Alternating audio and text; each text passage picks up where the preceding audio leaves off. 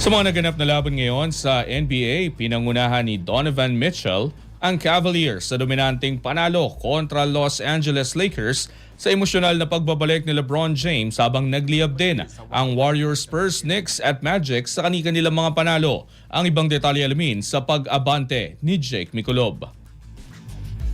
Pinangunahan ni Donovan Mitchell ang Cleveland Cavaliers sa 129-99 na panalo kontra Los Angeles Lakers matapos sumiskor ng 25 points sa isang larong mabilis na nakontrol ng Cleveland mula umpisa hanggang dulo. Nagdagdag si Jalen Tyson ng 20 points habang pinarangalan ng Cavaliers si LeBron James sa isang video tribute na nagpaiyak sa dating Cavs superstar.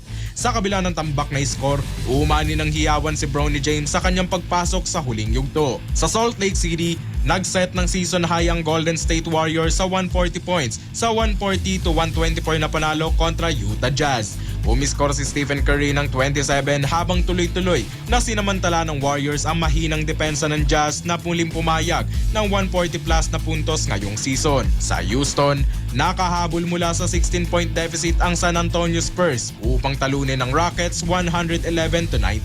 Pinangunahan ni Victor Wembanyama ang rally sa second half na nagtapos sa 28 points, 16 rebounds at 5 blocks habang nanaig ang Spurs sa opensa sa loob ng paint. Sa Toronto, sumabog sa ikatlong yugto ang New York Knicks upang talunin ng Raptors 119-92.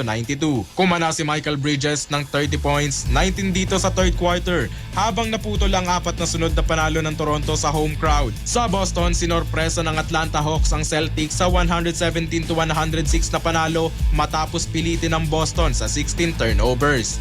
Nagtala si Jalen Johnson ng all-around performance habang nabigo ang Celtics na makasabay mula sa labas.